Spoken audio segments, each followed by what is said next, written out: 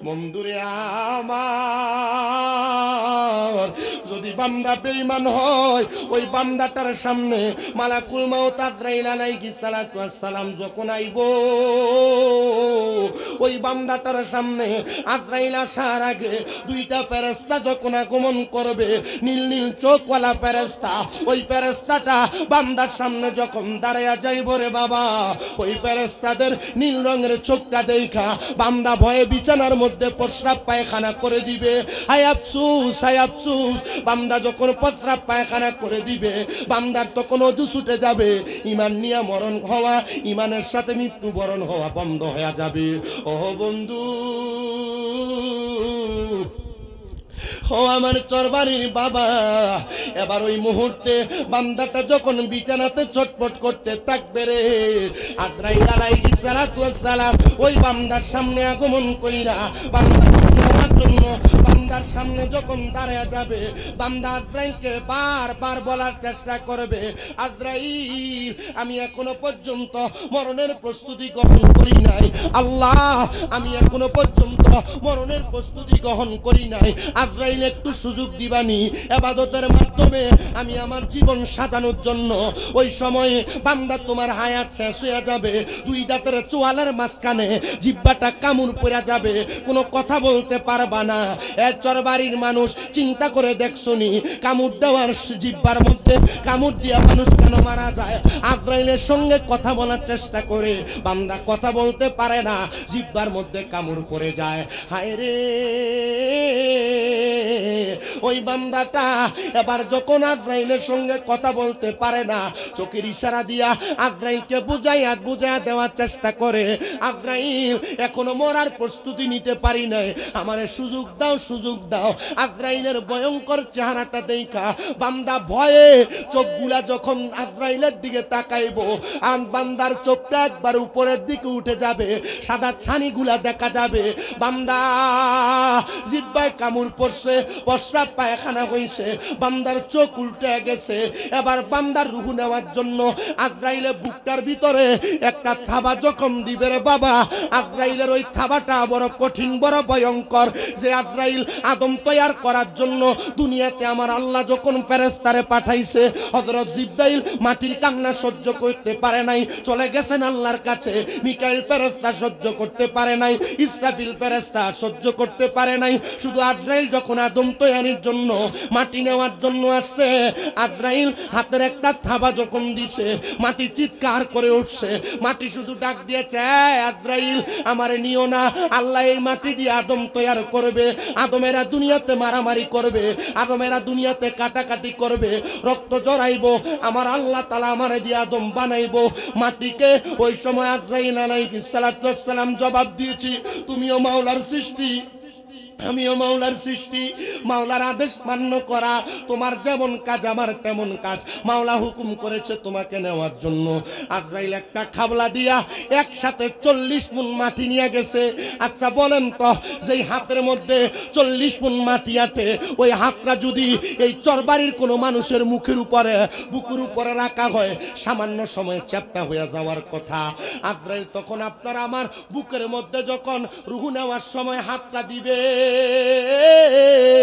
ওই সময় আপনার ঘাড়ের রগগুলা ঠাস ঠাস করে চিরে যাবে, হাতের রগগুলা চিরে যাবে, পায়ের রগগুলা চিরে যাবে। মুসলমান ও চরবাড়ির আম্মুজিরা, একটু অন্তরের কানটা লাগে শোনো। ওই সময় আজরাইলে বুকটার মধ্যে হাত দেওয়ার পর যখন মানুষের রগ চিরে যাবে, হাতের রগ চিরে যাবে, পায়ের রগ চিরে যাবে, মানুষগুলার রক্ত চলাচল করতে পারবে না। ওই সময় বান্দার নাকে মুখে দিয়া রক্তগুলা বের হবে, ওই বান্দার দেহ থেকে রূহটা যখন টান দিয়া বের করবে রে, পয়গম্বর ইদ্রিস আলাইহিস সালাতু ওয়াস সালাম বলে, একটা জীবিত ছাগলকে জীবিত অবস্থায় লটকে দিয়া চামড়াটা টাইনা টাইনা ছিঁড়া ফেললে ওই বকরির যত কষ্ট হয়, একটা বেঈমান, একটা বেআমল, একটা বেনামাজি, একটা হারামখোর, একটা বেপরদা নারী, এর চাইতে আরো বেশি কষ্ট হয় রে। সহ্য করতে পারবে না। বান্দার রুহুটা যখন কবজ করবে, বান্দার দেহ দুনিয়াতে পড়ে থাকবে, বান্দার রুহুটা নিয়ে আজরাইল চলে যাবে। আশেক লিখতেছে, দেহ তোমার চর্মচর গলে পচে যাবে, শিরায় উপশিরাগুলো ছিন্ন ভিন্ন হবে। দেহ তোমার চর্মচর গলে পচে যাবে, শিরায় উপশিরাগুলো ছিন্ন ভিন্ন হবে। দণ্ড মেরু দণ্ড সবই হবে খণ্ড খণ্ড, দণ্ড মেরু দণ্ড সবই হবে খণ্ড খণ্ড। সকলই হবে তোমার পর রে মন আমার, কেন বান্দ দালান ঘর? একদিন মাটির ভিতরে হবে ঘর রে মন আমার, কেন বান্দ দালান ঘর? পান পাখি উড়ে যাবে পিঞ্জরা ছেড়ে, দরদম সবই রবে তুমি যাবে চলে। বন্ধু বান্ধব যত মাতা পিতা তারা সুত, সকলই হবে তোমার পর রে মন আমার, কেন বান্দ দালান ঘর? একদিন মাটির ভিতরে হবে ঘর রে মন আমার, কেন বান্ধ দালান ঘর? প্রিয় চরবাড়ির মানুষ, এ আমার আজকের জান্নাতের বাগানের সুতারা, পর্দার অন্তরালের মা, দেহ পরে থাকবে, মানুষ লাশটা নিয়ে কত টানাটানি করবে, তার দেহটারে নিয়ে মানুষ কত আয়োজন করবে, তারে গোসল করাইবো, সাদা মার্কিন পরাইবো, তার গায়ের মধ্যে কাফন পরায়া তার জানাজা যখন পড়ব রে, ওই মানুষটারে মাটির মধ্যে শোয়া রাখবে। কবরের মধ্যে যখন নিয়ে যাবে, তখন রুহু এবং আজরাইলের সঙ্গে কথা হবে। রুহু ডাক দিয়া বলবে, রে আজরাইল, আমার এত তাড়াতাড়ি কই নিয়ে যাও? তুমি যদি জানতা আমার আল্লাহ তাআলা আমার জন্য কত যন্ত্রণাদায়ক শাস্তি রেডি করে রাখছে, তুমি আমার এত তাড়াতাড়ি নিয়ে যাইতা না। বলে, কেন রে, কত যন্ত্রণাদায়ক শাস্তি রেডি করে রাখছে? বলে, আল্লাহ তাআলা ওই বান্দার জন্য আযাবুন শাদীদ, এমন যন্ত্রণাদায়ক শাস্তি রেডি করে রাখছে। আজরাইল আলাইহিস সালাতু ওয়াস সালাম ওই বেঈমান, বেআমল, হারামখোর, বেনামাজি বান্দার রুহু যখন নিয়ে যাবে, নিয়ে যাওয়ার সময় আজরাইল তার নাকটাকে এমন ভাবে কাপড় দ্বারা বন্ধ করবে, বন্ধ কইরা বান্দার রুহুটারে নিয়ে উপরের দিকে যখন যাবে, ওই সময় প্রথম আসমানের দরজার মধ্যে 19 জন ফেরেশতা থরে থরে দাঁড়িয়ে থাকবে। 19 জন ফেরেশতা বাম দিকে দাঁড়িয়ে থাকবে। ফেরেশতারা ওই বান্দার দিকে দেইকা দেইকা থু থু নিক্ষেপ করবে। আর আজরাইল প্রশ্ন করবে, হে ফেরেশতার দল, বান্দার দিকে কেন থু থু নিক্ষেপ করো? ফেরেশতারা বলবে, আজরাইল, আমরা থু থু নিক্ষেপ করি, আমাদেরকে প্রশ্ন করলা, তুমি নাকের মধ্যে কাপড় লাগা বান্দার রুহুর উপরের দিকে আনো, তুমি কি কারণে নাকের মধ্যে কাপড় লাগাইলা? তখন জবাব দিবে, বান্দা গুনাহ করার কারণে বান্দার এই রুহুটা দুর্গন্ধযুক্ত রুহ হয়ে গেছে। চরবাড়ির মানুষ, কেমন দেহ বানাইলা, কেমন জীবন বানাইলা, মরার পরেও কোনো দাম নাই। মরার পরে রুহুর দিকে ফেরেশতারা থু থু নিক্ষেপ করবে। শুধু তাই না রে, তাই না, ওই বান্দার দিকে থুতু যখন নিক্ষেপ করবে, ওই বান্দার নিয়া ফেরেশতারা যখন আর কোনো দিকে যাইতে পারবে না, ওই বান্দার রূহ নিয়া ফেরেশতা আজরাইল আলাইহিস সালাতু ওয়াস সালাম আমার আল্লাহর কাছে জিজ্ঞাসিত করবে, মাবুদ ও দয়াল আল্লাহ, পরওয়ারদিগারে আলম, আপনার কাছে ফরিয়াদ, এই বান্দার নিয়া কোন দিকে যাব? আল্লাহ তাআলার হুকুম হবে, বান্দা গুনাহ করার কারণে, নামাজ ছেড়ে দেওয়ার কারণে, ইবাদত বন্দেগী থেকে দূরে থাকার কারণে এই বান্দার ঠিকানা হলো জাহান্নাম। বান্দারে জাহান্নামের দিকে নিয়ে যাও। হায়রে আফসোস, একটা বান্দারে জাহান্নামের দিকে যখন নিয়ে যাবে রে বাবা, জাহান্নামের মধ্যে নিয়া ওই বান্দারে যখন ফেলা হবে, একটা বান্দা, আমি হাদিসে মুবারাকা পড়ে দেখলাম, নবী আমার বলে সর্বনিম্ন যাকে জাহান্নামের আগুনে জ্বালানো হবে কমপক্ষে 3000 বছর, 3000 বছর, 3000 বছর জাহান্নামের আগুনের মধ্যে ফেলা হবে, আগুনের মধ্যে জ্বালানো হবে। ইয়া রাসূলুল্লাহ, ইয়া হাবিবাল্লাহ নবী, ওই 3000 বছর জাহান্নামের আযাব কেমনে সহ্য করবে? একটা বার বলেন না। নবী আমার বলে সহ্য করতে পারবে না। জাহান্নামের আগুনের মধ্যে যখন তাকে প্রথমে 1000 বছর জ্বালানো হবে, ওই 1000 বছর বান্দার দেহটা জ্বলতে জ্বলতে ছাই হয়ে যাবে। আমার আল্লাহ ফায়াকুন বলে আবার দেহটারে বানায়া, আবার দেহটারে পুনরায় সৃষ্টি কইরা আবার আগুনের মধ্যে জ্বালাইব। সাহাবায়ে কেরাম প্রশ্ন করে, ইয়া রাসূলুল্লাহ, কেন এত আযাব দেওয়া হবে? একবার জ্বালাইলেই তো শাস্তি শেষ, আরেকবার কেন বানাইবো? আরেকবার কেন আযাব দিবে? বলে বান্দা গুনার কাজ একবার করে নাই, বারবার গুনার কাজ করেছে, এই জন্য বান্দার দেহটারে বারবার জাহান্নামের আগুনে জ্বালানো হবে। 1000 বছর যখন শেষ হয়ে যাবে, ওই বান্দাটারে আরো 1000 বছর যে আগুনে ফেলা হবে, সাদা ধোঁয়াযুক্ত আগুনে, ওই বান্দাটারে তখন ফেলা হবে। বান্দা ধাউ ধাউ করে ওই আগুনের মধ্যে জ্বলবে। আরো 1000 বছর বান্দার আগুনটারে কালো ধোঁয়াযুক্ত বানায়া ওই আগুনের মধ্যে বান্দারে জ্বালানো হবে। নবীজি, এমন কঠিন যন্ত্রণা তারা সহ্য করতে পারবে না। তাদেরকে কি পরিত্রাণ দেওয়া হবে না? তাদেরকে কি আযাব মুক্ত করা হবে না? নবী আমার জানিয়ে দেয়, 3000 বছর কমসে কম জাহান্নামের আগুনে জ্বালায়া পুরায়া যখন আঙ্গার করে দেয়া হবে, ওই বান্দাগুলারে তাকাসসুর নামক একটা জায়গাতে দাঁড় করানো হবে। ওই তাকাসসুর নামক জায়গার মধ্যে দাঁড় করানোর পরে একটা বান্দা আফসুস করে কান্না করতে থাকবে। এই আমার হাজীগঞ্জ এলাকার, আশেপাশে এলাকার, এই চরবাড়ি এলাকার বাবাজিরা, বন্ধুরা, আপনারা যারা জান্নাতের বাগানে বসতেন, আপনারা তো বুঝেন, একটা চোরকে যদি ধরা হয়, যদি 2-3 মিনিট চোরকে মারে, চোর নিজে স্বীকার করে আমি চুরি করেছি। কিন্তু ওই সময় বান্দার 3000 বছর আগুনে জ্বালায়া পুরায়া যখন আঙ্গার করা হবে, বান্দার একটু পরিত্রাণ দেওয়ার জন্য দাঁড় করানোর সাথে সাথে বান্দা আল্লাহর কাছে ক্ষমা চাওয়ার কথা। আপনিও মনে করেন হয়তো আপনি আল্লাহর কাছে মাপ চাইবেন, কিন্তু না, মাপ চাওয়ার কোনো সুযোগ নাই। ওই বান্দা তখন তার জবান দ্বারা 3 বার বলবে, মুয়ে পানি, মুয়ে পানি, মুয়ে পানি বলে 3 বার পানি বলে চিৎকার করবে।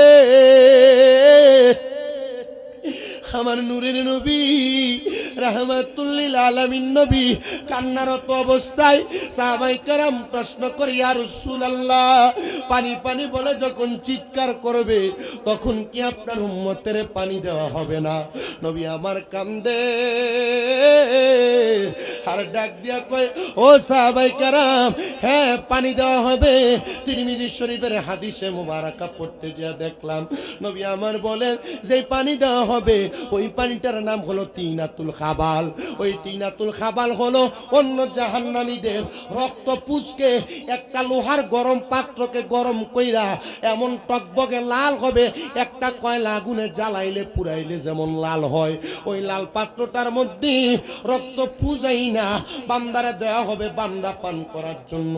নবীজি গো তখন কি তারা ওই রক্ত পুষ পান করবে? নবী আমার বলে হ্যাঁ পান করবে। ইয়া রাসূলুল্লাহ ওই রক্ত পুষ কেমনে পান করবে? এগুলা তো খাওয়ার বস্তু না, এগুলা খাওয়ার খাদ্য না। নবী আমার বলে তারা এমন পিপাসার্থ থাকবে জিহ্বার মধ্যে রক্ত পুষগুলা ঢেলে দিবে।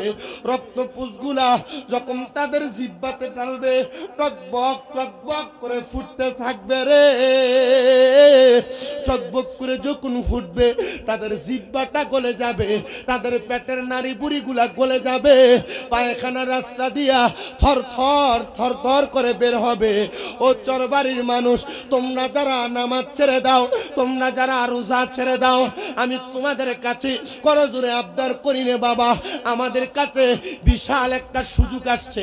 সামনেই ফেব্রুয়ারির 13 তারিখে পবিত্র লাইলাতুল বরাত আগমন করেছে।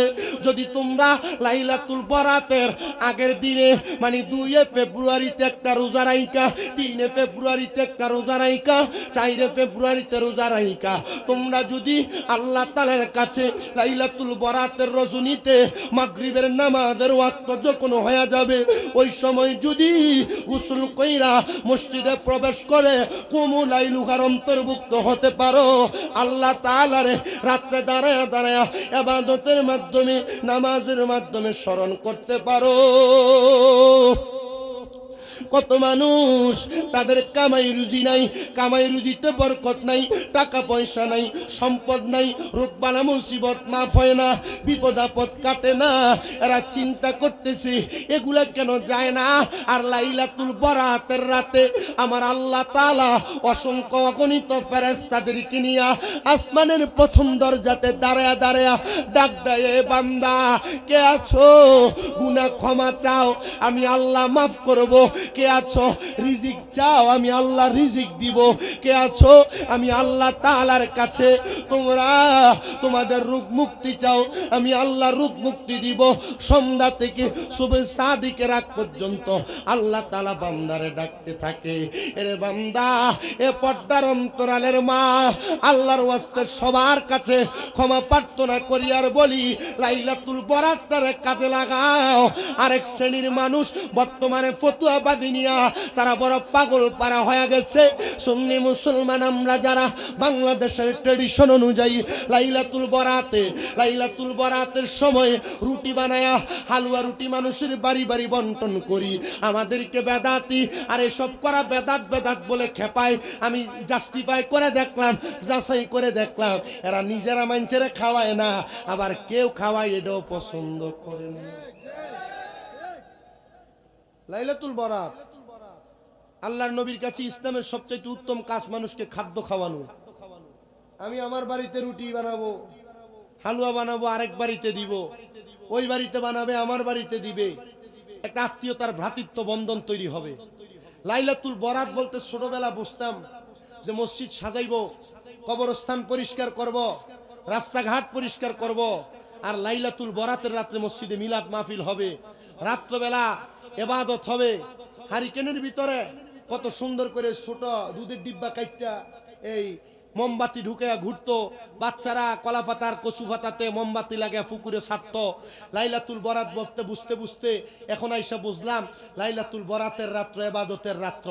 এগুলার মাধ্যমে ছোটরা লাইলাতুল বরাতের ট্রেডিশনটা, লাইলাতুল বরাতের যেই প্রকৃতির অবস্থানটা, এটা সন্তানরা শিখতে শিখতে আস্তে আস্তে লাইলাতুল বরাতে ইবাদত করবে। আরে ভণ্ডরা কই যে লাইলাতুল বরাত বেদাত, লাইলাতুল বরাতের রাত্রে ইবাদত করে বেদাত, মসজিদ সাজানো বেদাত, তবরুক খাওয়ান বেদাত, হালুয়া রুটি খাওয়ান বেদাত। তো থাক তোরা তোরার বেদাত লইয়া আমরার মতো ইবাদত করি, এই বালা কথা কন না। এমন মৌলবী থেকে খুব সাবধান থাকা লাগবে। এ সবে মেরাজ গেছে, বহুত মসজিদে তালা ঝুলছে, ঠিক না? আল্লাহর ওয়াস্তে মাফ চাই। আমরা মুসলমান যেন আমাদেরকে পরিবর্তন করি। এমন কঠিন মরণ, রক্ত পুষ দিব আপনারা খাইবার লাগা। এ বেটা বুড়ো হয়ে গেছে, গাই রমজান মাস আইতাছে, রমজান মাস আইলেই বুড়া বেটার গ্যাস্ট্রিক বাড়ে, রমজান মাস আইলে বুড়া বেটার ডায়াবেটিস বাড়ে, রমজান মাস আইলে এ বেটার রোগের অভাব নাই। এ বেটার যদি জিজ্ঞাসা কাকা রোজা রাখেন না কেন, থাকতাম পারি না। আর রমজান মাসের এত ফজিলত, এত বরকত, এই বেটা রমজানের ফজিলত বরকত নিতে চায় না। রমজান মাস আসলেই ফদ্দাটা আলগি দিয়া ডাইনে চাই একবার, বামে চাই একবার, চাইয়ে ফুরুত করে ঢুকে। কথা কয় না কা? আসেনি আসেনি। আর এক জাত তো আছে রমজান মাস দোয়ানে ফদ্দা যদি না থাকে আর খাওয়ানোর লাইন না থাকে টয়লেটের ভিতরে বইয়া বইয়া বিড়ি খায়। এটা কিল্লেগা খায় কেউ বিড়ি খেলে রোজা ভাঙ্গেও না বলে। ইস, এদের রুচি কেমন, এদের দিল কেমন, এদের দেমাগ কেমন, কলব মরে গেছে, অন্তর মরে গেছে। আল্লাহর ওয়াস্তে ক্ষমা প্রার্থনা করি বাবা। রমজান মাসের প্রত্যেকটা রোজা, রমজান মাসের প্রত্যেকটা তারাবি, রমজান মাসের প্রত্যেকটা সাহারি, রমজান মাসের প্রত্যেকটা ইফতার আল্লাহ তাআলার এক একটা বান্দার জন্য এক একটা নিয়ামত, এক একটা বান্দার জন্য এক একটা পুরস্কার নিয়ে তারাবির নামাজে ফেরেশতারা দাঁড়ায় থাকে। রমজান মাসের প্রথম 3 রোজার ইফতারের সময় বান্দা যেন প্রথম রোজার ইফতার করার সময় সামনে নিয়ে বান্দা আল্লাহর দরবারে দোয়া করে বান্দার নিজের জন্য। দ্বিতীয় রমজানে যেন ইফতার সামনে নিয়ে বান্দা দোয়া করে তার মা বাবার জন্য। তৃতীয় রমজানে যেন দোয়া করে তার এলাকার মানুষ বংশের জন্য। ও আল্লাহ, আমি রমজান মাসের উসিলায় তাদের মাপ চাই, ক্ষমা চাই, উন্নতি চাই। আল্লাহ তাআলা বান্দারে মাফ করে দেয়।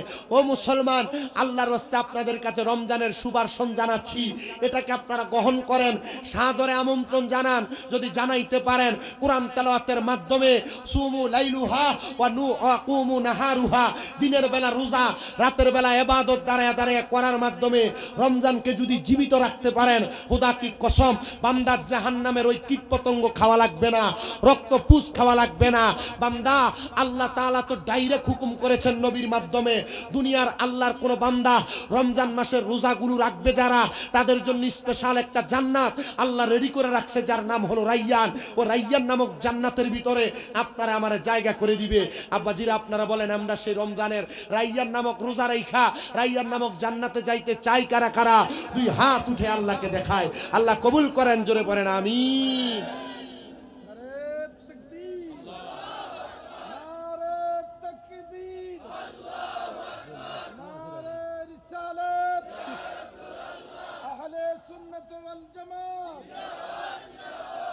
আলহামদুলিল্লাহ। গলা ভাঙ্গি গেছে আপনার ইমাম সাহেব, অপারেশন করাইছে তো এই জন্য। তো রমজান মাসের রোজাগুলা রাখবেন তো আপনারা, শুধু নিজে রাখবেন এটা না, আপনার পার্শ্ববর্তী কে রমজানের রোজা রাখে এটা ফলো রাখবেন।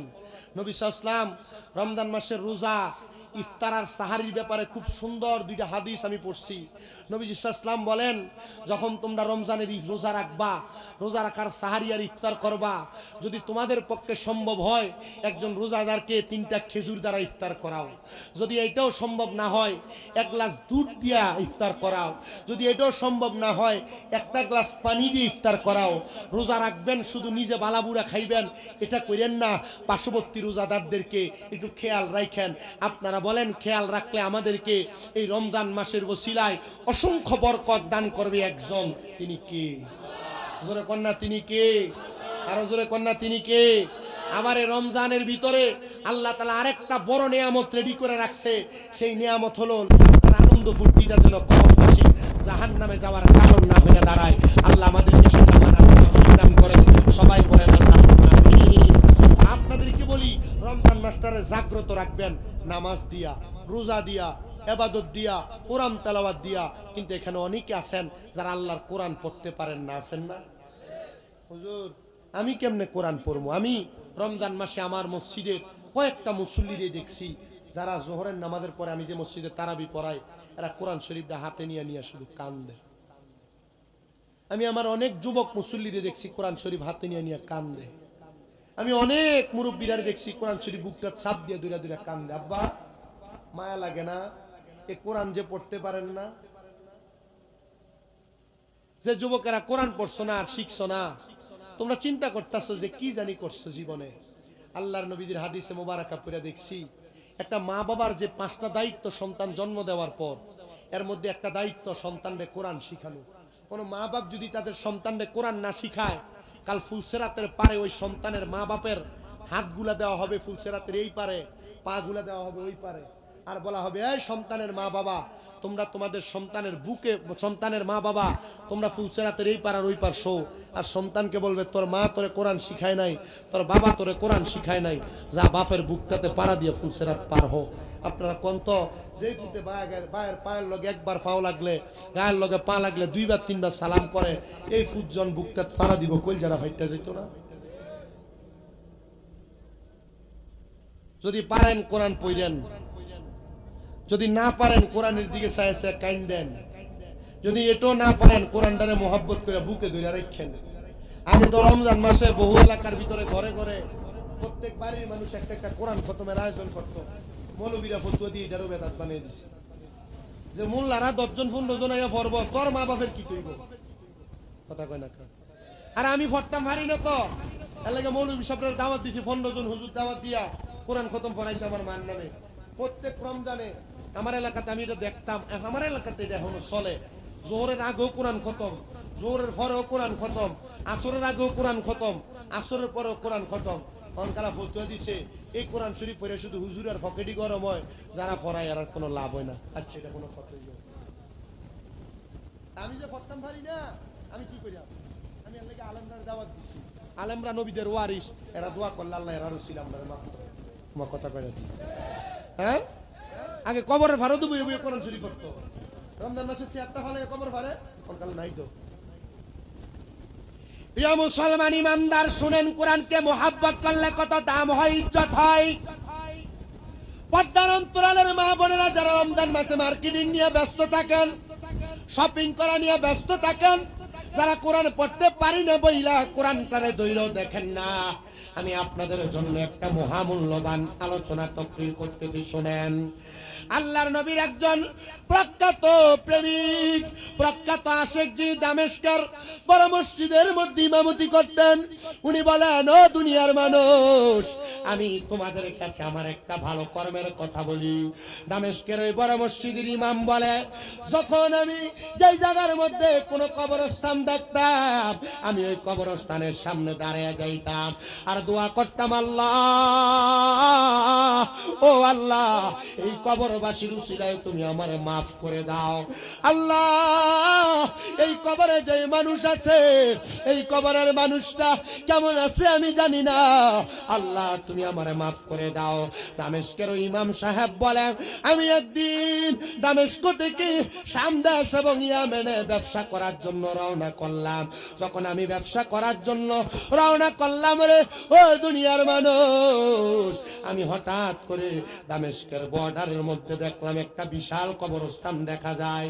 ওই কবরস্থানটা দেখা আমার একটু মায়া লাগলো কবর জিয়ারত করার জন্য। আমি প্রবেশ করলাম, ওই কবরস্থানে প্রবেশ কইরা আমি জিয়ারত করতে লাগলাম। সূরা ফাতিহা পড়লাম, সূরা ইখলাস পড়া আল্লাহর দরবারে হাত বাড়ায় দিলাম, গো আল্লাহ, এই কবরবাসীর উসিলায় তুমি আমারে মাফ করে দাও, তুমি আমারে মাফ করে দাও।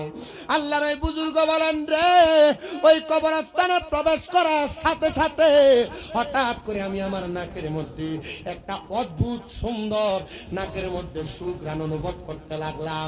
আমি ওই সুঘ্রাণটা পাইয়া হঠাৎ করে তালাশ করতে লাগলাম। এই কবরস্থানের মধ্যে মনে হয় কোন নতুন কবর হয়েছে, ওই নতুন কবরে আমি জিয়ারত করব। আল্লাহর ওই বুজুর্গ বলেন, আমি তালাশ করতে করতে কোনো কবর পাইলাম না, সেই কবরের মধ্যে কোনো নতুন কবর। কিন্তু আমি হঠাৎ করে যখন কবরগুলোর সামনে দিয়ে হাঁটতেছি, দেখলাম একটা কবর ভাঙা। ওই ভাঙা কবরের ভিতর থেকে আমার নাকের মধ্যে সুঘ্রাণ আসতেছে। আল্লাহর এই বুজুর্গ বলেন, আমি ওই ভাঙা কবরের সামনে দাঁড়াইলাম, নাকের ঘ্রাণ টান দিলাম, অনুভব করলাম এই কবর থেকেই সুঘ্রাণ আসতেছে। দাঁড়ায় দাঁড়ায় আমি চিন্তা করতে লাগলাম, হাইরে, এই কবর জানি কার, কোন এমন ভাগ্যবান ব্যক্তি যার কবরের ভিতর থেকে এত সুন্দর সুঘ্রাণ আসতেছে। যখন আমি এমন তালাশ করতে লাগলাম, হঠাৎ করে আমি দেখতে পাইলাম এলাকার একজন মুরব্বী, এলাকার একজন বুড়া মানুষ সামনে দিয়া লাঠি ভর দিয়া দিয়া যায়। আমি এমন অবস্থা দেখা হঠাৎ করে ডাক দিলাম, মুরব্বী বাবা, আপনি আমার একটা প্রশ্নের জবাব দেন। এই যে কবর দেখা যায়, এই কবরটা কার আপনি কি আমারে বলতে পারবেন? আমারে জবাব দিয়েছে, বুজুর্গ আলেমী দ্বীন, এই কবর তো এলাকার কোনো গণ্যমান্য ব্যক্তির না, এই কবর হলো এলাকার একজন কাঠুরিয়া, যিনি জঙ্গলার মধ্যে ঘুরে ঘুরে কাঠ কাটতেন। ওনার বাড়ি হলো দামেস্কের মসজিদের পশ্চিম অঞ্চলের মধ্যে। আল্লাহর বুজুর্গ বলেন, আমি সামনের দিকে হাঁটতে লাগলাম, তালাশ করতে লাগলাম, এটা কার ঘরে এমন কোন ঘর আছে নাকি যিনি জঙ্গলায় কাঠ কাটতে ইন্তেকাল করেছেন। আমি তালাশ করতে করতে একটা ঘরের দরজায় গেলাম, দেখলাম ঘরের দরজাটা বন্ধ করা। আমি সালাম প্রদান করলাম, আসসালামু আলাইকুম ওয়া রাহমাতুল্লাহ। আমার সালামের কোনো জবাব দেয় না। আমি দ্বিতীয়বার সালাম দিলাম, আসসালামু আলাইকুম ওয়া রাহমাতুল্লাহ। আমার সালামের কোনো জবাব দেয় না। তৃতীয়বার সালাম দিলাম, আসসালামু আলাইকুম ওয়া রাহমাতুল্লাহ। আমার সালামের কোনো জবাব দেয় না। আমি যখন তৃতীয়বার সালাম দিয়ে যখন ঘরের সামনে থেকে চলে আসব, এমন টাইমে আমার পেছন থেকে মহিলা কণ্ঠে সালামের জবাব দেয়, ওয়ালাইকুম আসসালাম ওয়া রাহমাতুল্লাহি ওয়া বারাকাতুহু।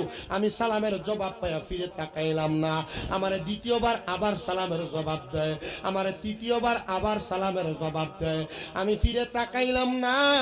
যখন ফিরে তাকাই না, হঠাৎ করে চতুর্থবার ওই মহিলা আমারে উল্টা সালাম দেয়, আসসালামু আলাইকুম ওয়া রাহমাতুল্লাহ। আমি আবার পেছনে ফিরে দেখলাম একজন মহিলা, বুজুর্গ মানুষ, দেখতেই বোঝা যায় বড় আমলওয়ালা নেককার মহিলা। মহিলা আমার ডাক দিয়ে কই, হুজুর তিনবার আমারে সালাম দিছেন, আমি আমার ঘরের দরজা খুলতে পারি নাই। হুজুর নামাজরত অবস্থায় ছিলাম। হুজুর বলেন, আপনার মতো একজন বুজুর্গ আমার ঘরের দরজায় কেন আগমন করলেন? হুজুর ডাক দিয়ে কই, এ মা, আপনার কাছে জানতে চাই, আপনি কি ওই ভাগ্যবান স্ত্রী যার স্বামী ছিলেন একজন কাঠুরিয়া? বলে, হ্যাঁ হুজুর। মাগো মা, আপনার কাছে জবাব জানতে চাই, আপনি বলেন না আপনার স্বামী যে কাঠুরিয়া ছিল, আপনার স্বামীর এমন কোন নেক আমল ছিল কিনা যে আমলের কারণে আমার আল্লাহ তাআলা আপনার স্বামীকে মাফ করতে পারে? মহিলা কই, হুজুর আমার স্বামীর এমন কোন নেক আমল ছিল না, তবে একটা আমলের কথা বলতে পারি। আমার স্বামী যখন জঙ্গলাতে যাইয়া কাঠ কেটে কেটে আনতেন, সন্ধ্যাবেলা আমার কাছে চাউলগুলা দিয়া আটাগুলা দিয়া আমার স্বামী গোসল করে ওযু বানায়া নামাজের মুসল্লাতে বসতেন। আমার স্বামীকে আমি একদিন, দুই দিন, তিন দিন, আমার বিবাহের পরবর্তী সর্বসময় দেখেছি উনি আল্লাহর কোরআনুল কারীম খুইলা কোরআনের দিকে তাকায়া তাকায়া কান্দে। আমি প্রশ্ন করলাম, ও আমার সন্তানের বাবা, আপনার কাছে আমার প্রশ্ন গো, আপনারা কোনোদিন জবান ছেড়ে দিয়ে মুখটা খুলে খুলে কোরআন পড়তে দেখলাম না। আপনি যে এই জায়গার মধ্যে বৈশা আপনি শুধু কোরআনের দিকে তাকায়া তাকায়া কান্দেন, আপনার কান্না করার কারণ কি বলবেন? আমার স্বামী আমার দিকে তাকায়া জবাব দেয়, স্ত্রী, আমি যদি কোরআন পড়তে পারতাম, আমি কোরআনের দিকে তাকায়া তাকায়া কাঁদতাম না। আমি কোরআনের দিকে তাকায়া তাকায়া কাঁদতাম না। স্ত্রী গো, তোমার কাছে আমি বারবার আবদার করি, আমি কোরআন পড়তে পারি না, আমাদের সন্তানটারে তুমি আল্লাহর রাস্তে কোরআনে হাফেজ বানাইবা। ওই স্বামীটা ইন্তেকাল করেছে। হুজুর বলে, মা, আমি আমার জবাব পেয়েছি। আল্লাহর ওই বুজুর্গ বলে, আমি মহিলাটার কাছে জবাবটা পাইয়া আমি চলে গেলাম আমার বাড়িতে, নামাজের মুসল্লাটা বিছায়া আমি যখন 2 রাকাত নামাজের নিয়ত কইরা দাঁড়াইলাম, আল্লাহু আকবার বলে আমি আমার নামাজ 2 রাকাত শেষ করে আল্লাহর দরবারে মুরাকাবা করতে লাগলাম। আল্লাহ গো, ও আল্লাহ, আপনার দরবারে ফরিয়াদ, মাবুদ, এইটা কেমন বান্দা কাজ করতো, জঙ্গলাতে কাঠ কাটতো, তার কবর থেকে তুমি কেমনে সুগ্রাম দিলা? আমার আল্লাহ তাআলার ওই বুজুর্গ বান্দা কানতে কানতে যখন মুরাকাবা করে রে বাবা, মুরাকাবার ভিতরে হঠাৎ করে কান্না করতে করতে বেহুশ হয়ে গেছে। ওই বেহুশরত অবস্থায় আল্লাহর বুজুর্গ বান্দা বলে, আমি দেখলাম সাদা রঙের পোশাকওয়ালা একজন মানুষ আমার সামনে মুখটা ঢাকনা দেওয়া হাজির হয়ে গেছে। আমি প্রশ্ন করলাম, কে কে আপনি? উনি আমারে জবাব দেয়, আমারে চিনো না, আমি হইলাম ওই ব্যক্তি যার কবর থেকে তুমি সুঘ্রাণ পাইছো। বলে, আপনার এত সুঘ্রাণ কবরে কেমনে আসলো গো? তিনি জবাব দেয়, অন্য কোনো কারণে না, আমি যে দুনিয়াতে কোরআন পড়তে পারতাম না, শুধু কোরআনের দিকে তাকায়া তাকায়া চোখের পানি পালায়া পালায়া কান্না করার কারণে আমার আল্লাহ আমার কবরটারে সুগন্ধি যুক্ত কবর বানিয়ে দিছে। এক চরবাড়ির মানুষ, এ দাড়ি পাকা মুরব্বী বাবা, দাড়িগুলা পেকে গেছে, দুনিয়ার সংসারের কামাই রুজি করতে যাইয়া কোরআন তেলাওয়াত শিখতে পারেন নাই, নামাজও ঠিক মতো পড়তে পারেন নাই। যুব সমাজ, তোমরা যারা কোরআন পড়তে পারো নাই, তোমরা যারা ঠিক মতো নামাজ পড়তে পারো নাই, কোরআন তেলাওয়াত শিখতে পারো নাই, আমি তোমাদের সবার কাছে করজোরে আবদার করি, দুনিয়ার জমিনের মধ্যে তাইকা আল্লাহ তাআলার ইবাদত বন্দেগী দিয়া জীবন সাজাইতে পারবা কিনা জানি না। রমজান মাস যেহেতু সামনে আসতেছে, আল্লাহ কোরআনটারে হাতের মধ্যে নিয়া তাকে তাকে কানবা। আপনারা বলেন, কোরআন তেলাওয়াত না করতে পারি না, কোরআনের দিকে তাকায়া তাকায়া কান্না কইরা আল্লাহর একজন কাঠুরিয়া বান্দা কবরের আযাব মাপ পায়া কবরের সুগন্ধি আনতে পারে। আমরা যদি কোরআনের দিকে তাকায়া তাকায়া কান্দি, আমার আল্লাহ তাআলা আমাদের কবরের মধ্যে এমন জান্নাতি বালাখানার ব্যবস্থা করতে পারে কি পারে না? জোরে বলেন, পারে কি পারে না? আল্লাহ তাআলা আমাদের কেমন জান্নাতি বালাখানার ব্যবস্থা করে দেন, জোরে কোন আমিন। সবাই একটু মুহাব্বতে দুরূদ শরীফ পড়েন, আল্লাহুম্মা সাল্লি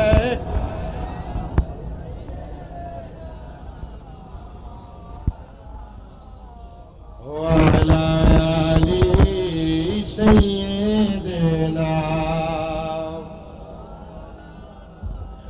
কবর যদি করবা কোরআন তুমি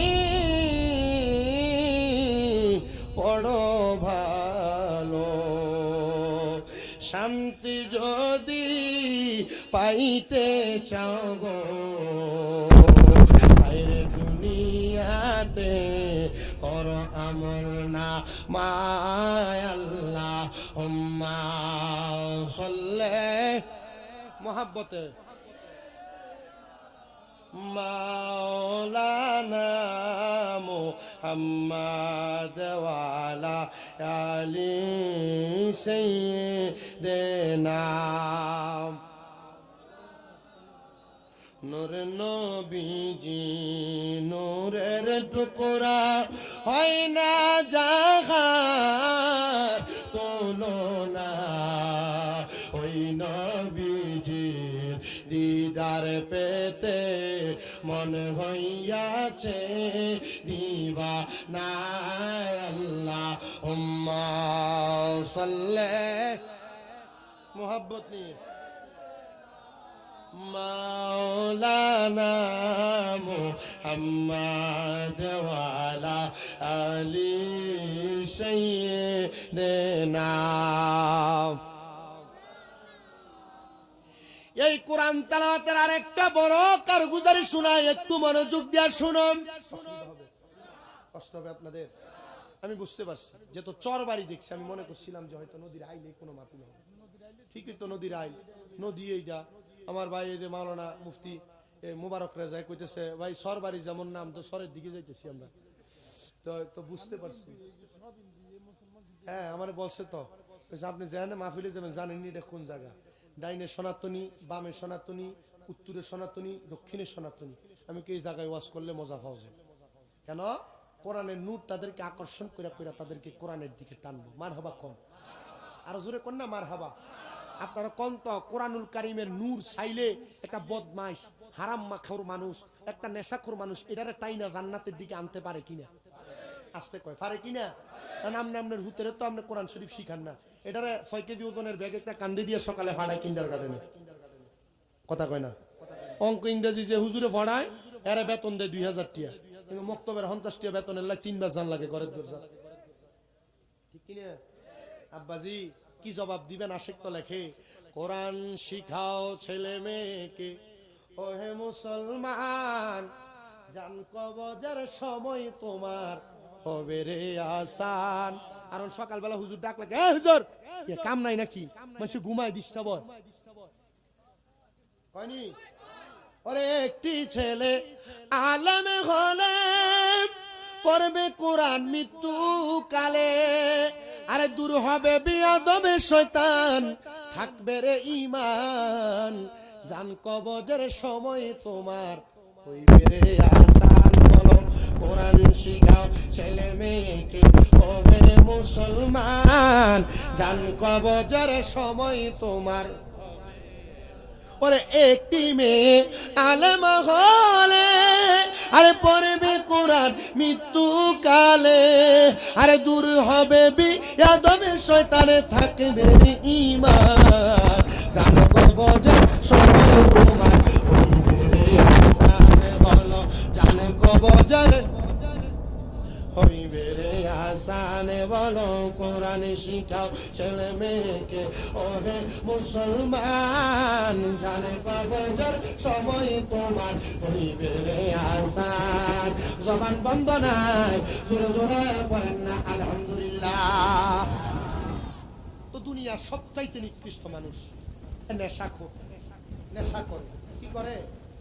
নেশা করে, মদ খায়, মাতাল অবস্থায় রাস্তাঘাটে পড়ে থাকে।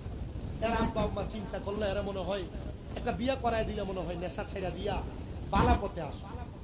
এরা বিবাহ করাইছে, যে মেয়েকে বিবাহ করাইছে মেয়ে খুব আবেদা, বড় সলেহা, তার মনে একটা নেক আশা, আল্লাহ আমার বিবাহের পরে আমার যদি একটা সন্তান হয়, এটা যেন নেককার হয়, এটা যেন নামাজি হয়, এটা যেন আলেমি দিন হয়, এটা যেন হুফাজে কোরআন হয়। মিশা কথা কয়ে অনেকে বিয়ে করায় না। আমার বলা খুব বালা, নামাজি মানুষ, ভদ্র মানুষ, টুপি টাবি ভরাই লইয়া যায়, মাশাআল্লাহ, এক ওয়াক্ত নামাজও পড়ে। পারে না? পারে না বিয়া? অভাব নাই, ঠিক কিনা? আছে কিনা? অভাব নাই বেশি। সবকিছু ওয়াজ করি, বক্তব্য আরো আছে, সবাই থেকে ওয়াজ করি। আমি আপনাদের কাছে যেগুলো বলতেছি আপনি যেগুলো বুঝতেছেন আপনার খুব কষ্ট হয় ওয়াজ করতে। আপনারা না না করেন কষ্ট তো আর হয়, আপনারা না না করলে কামাইব। আর একটি ঘটনাটা বলে শেষ শুনবেন না একটু? আর আবার মসজিদে দূরে বসে যে মাইক সারানোর সময় আবার করবেন নি আপনি?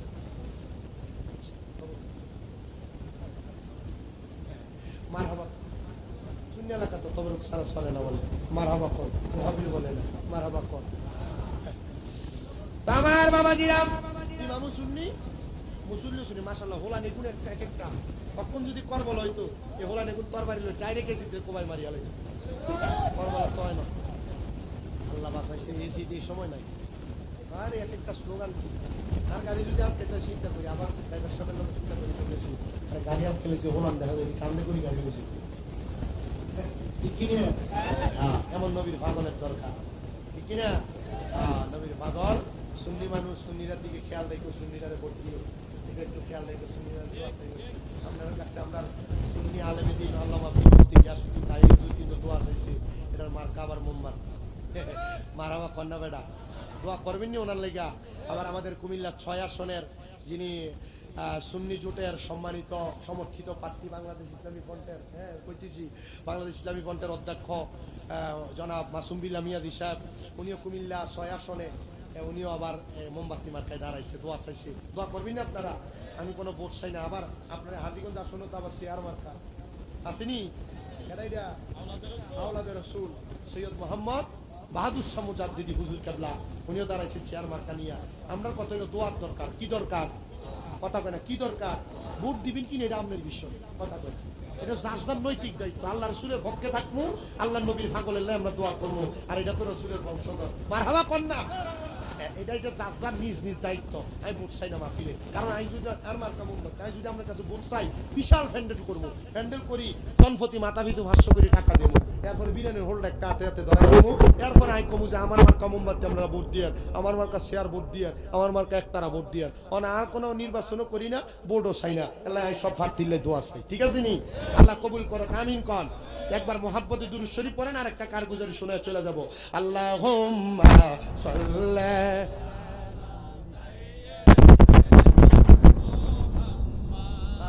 নাবিয়ানা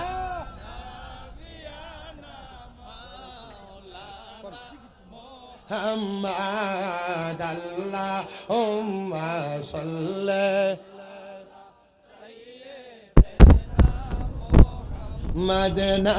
নাবিয়ানা।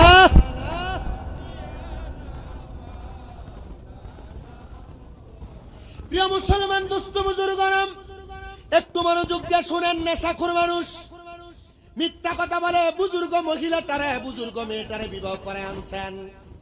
বাসর ঘরে প্রবেশ করার সময় ওই নেশাখোরটা নেশা করে বাসর ঘরে প্রবেশ করেছে। স্ত্রী তার পাগুলার মধ্যে ধইরাম ডাক দিয়ে বলতেছেন, ও কলিজার স্বামী আমার, আজকে বাসর রাত যত পবিত্র একটা রাত্র, আপনি আজকে রাত্র নেশা করে আসছেন। স্বামী ডাক দিয়ে বলতেছে, স্ত্রী আমার, আমি নেশা করেছি, তবে অল্প একটু, অন্য দিনের তুলনায় খুব কম। আমার স্বাভাবিক অবস্থা। দেখবেন এলাকায় এমন অনেক নেশাখোর আছে, নেশা না করতে পারলে মাথাটা ঠিক থাকে না। বাবা খাওয়ার টাকা না থাকলে এলাকার কলডি চুরি করে লইয়া জায়গা। দেখবেন নেশা করার গাঞ্জা খাওয়ার টাকা না থাকলে মসজিদের তারও চুরি করে লইয়া জায়গা। কথা কন্যা এমন নেশা করো, বাবা করিয়া বা করা আছে না নাই? ডাক দিয়া কই, আমার স্ত্রী অন্যদিন যে পরিমাণ নেশা করি, আজকে তার 3 ভাগের 1 ভাগও করি নাই। তোমার সঙ্গে বাসর করার মতো মন মানসিকতা আমার আছে। স্ত্রী বলে, স্বামী গো, আজকে আমি আপনি নেশাগ্রস্ত অবস্থায় আপনার সঙ্গে বাসর করব না। আমি আমার পবিত্র দেহটারে অপবিত্র জিনিস দিয়ে আমি নোংরা করতে চাই না। আপনি আমার ওয়াদা দেন, আগামীকালকে আপনি নেশা করা ছাড়া আমার কাছে আসবেন। স্বামী ডাক দিয়া বলে, হ্যাঁ আমি তোমার কাছে আসবো, কথা সত্য, তবে আজকে কিন্তু তুমি আমার সময় দিবা না। না গো স্বামী, না না, সময় দিব না। এবার পরের দিন আল্লাহর বান্দার নেশা করে নাই, নেশা না কইরা সুন্দর পাঞ্জাবি লাগায়া আল্লাহর বান্দা তার বাসর ঘরে প্রবেশ করেছে। বাসর ঘরে প্রবেশ করার সাথে সাথে স্ত্রী যাইয়া যখন তার স্বামীর হাব ভাব বুঝতে পারলেন তার স্বামী নেশা করে নাই, সাথে সাথে যাইয়া স্বামী তার পাগুলার মধ্যে ধরে মাপ চাইতেছে, মানে সালাম করতেছে। সালাম করে ডাক দিয়া কয়, স্বামী আজকে প্রথম রাত্র হিসেবে চলেন আমরা আল্লাহ তাআলা শুকরিয়া আদায় করে আমরা 2 রাকাত নামাজ আমার আল্লাহর দরবারে আদায় করি।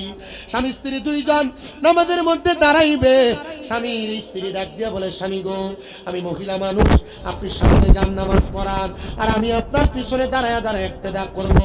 স্বামী ডাক দিয়া, স্ত্রী এমন দুর্ভাগ্য কথা লাগলো, আমি বুঝতে পারি না, তুমি আমার পাশে দাঁড়ায় দাঁড়ায় নামাজ আদায় করো, আমি তোমার সঙ্গে পলক করে করে আমি তোমার সঙ্গে নামাজ পড়ব।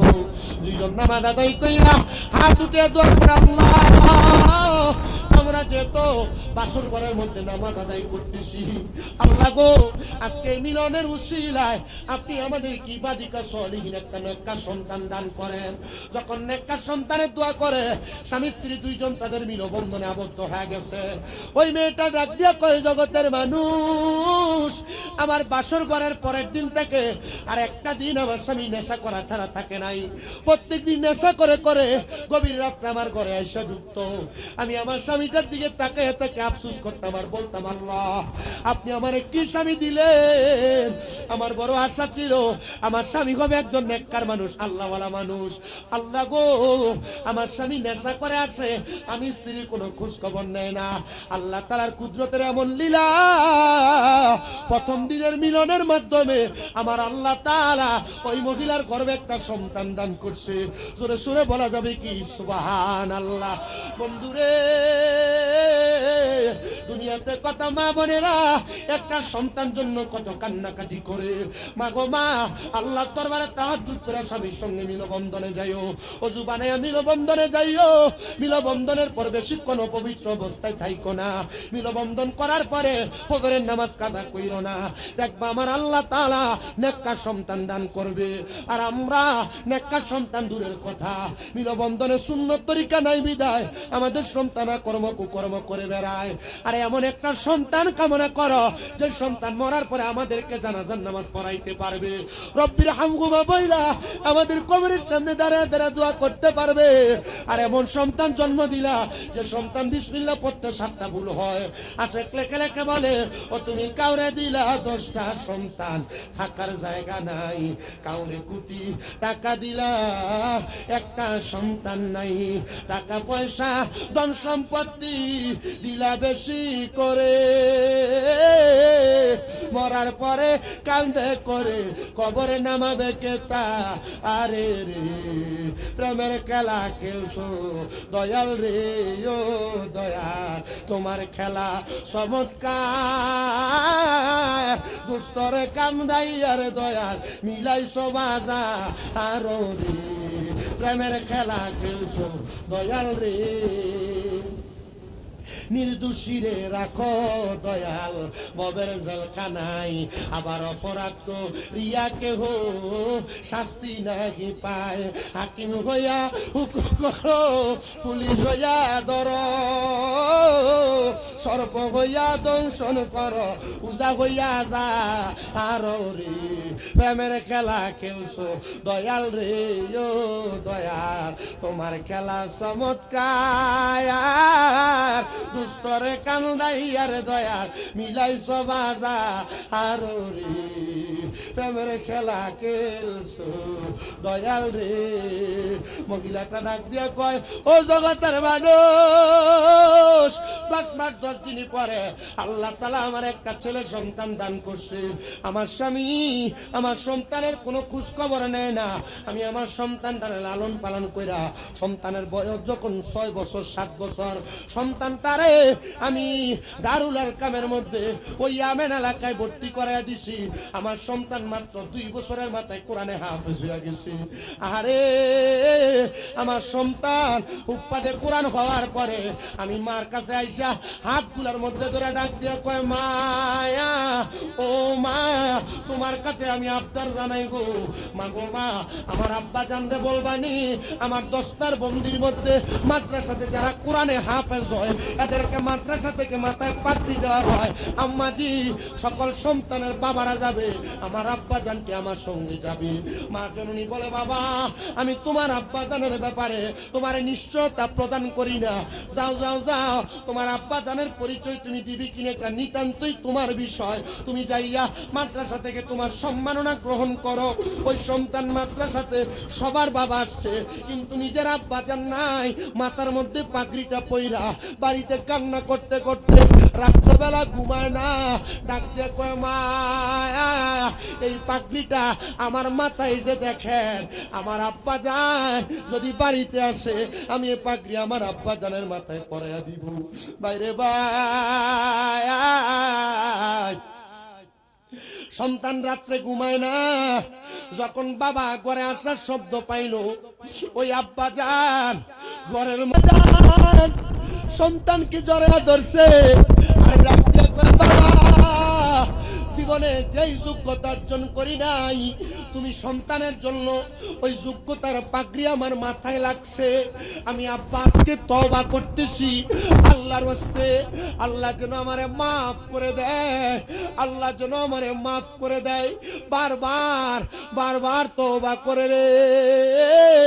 তওবা যখন করে, তওবা কইরা সন্তানকে জড়াইয়া ধরে কান্না করতে করতে ওই বাবাটা ইন্তেকাল করছে সন্তানের বুকে জড়ানো অবস্থায়। সন্তানের বাবা যখন ইন্তেকাল করছে, পরের দিন জানাজার নামাজ হবে, এলাকার মানুষ তার জানাজার নামাজে আসে না। বলে সে সারা জীবন নেশা করেছে, নেশা করে জানাজার নামাজ আমরা পড়বো না। এলাকার মানুষ তারা ঘৃণা করে। ঠিকই তো, কোন নেশাখোর, কোন ফাঁসি দিয়া মৃত্যুবরণ করা, কোন আত্মহত্যাকারীদের জানাজার নামাজ ভালো কোন আলেম পড়ায় না, ক্ষুদ্র কোন ছোটখাটো ব্যক্তিবর্গ দিয়ে জানাজা পড়ায়। আইরে এলাকার মানুষ তারা জানাজায় আসে না। সন্তানকে আমরা একা হয়ে গেলাম, আমার আব্বার জানাজা তো কেউ পড়ে না, আমি আমার এলাকার বাহির থেকে লুকাই না, আমার আব্বার কবরটারে খুইরা ওই কবরটার ভিতরে আমার আব্বার বিনা জানাজায় আমি আমার আব্বার নামায়া দিয়া দোয়া করে বাড়িতে চলে গেছি। হাত পরের দিন সকালবেলা ফজরের নামাজ পড়তে যখন মসজিদে হাজির হয়ে গেছি, মসজিদে যাওয়ার পরে দেখলাম এলাকার একটা মানুষও বাদ নাই, এলাকার একটা মানুষও বাদ নাই। এলাকার সব মানুষ ওই মসজিদের ভিতরে হাজির হয়ে গেছে। আর জিজ্ঞাসা করে, হুজুর নারে তাকবীর, নারে রিসালাত, নারে হযরত মাওলানা শামীম রাজা আল আবিদি সাহেবের আগমন। দরবারীবাসীর পক্ষ থেকে শামীম রাজা আবিদির আগমন, এই মাহফিলের পক্ষ থেকে সবাই জোরে কর মারহাবা। এই মসজিদে জোরে সালামানি দাও, আমারও সালাম। আমার সালাম আমি মানুষ তাড়াতাড়ি বিয়া না করলে তুই তা বিপদে ফিরে যাবে। এর বিয়ে করাই না আমি চাই চিন্তা, সুন্দর মাইয়া বলে ফায় না।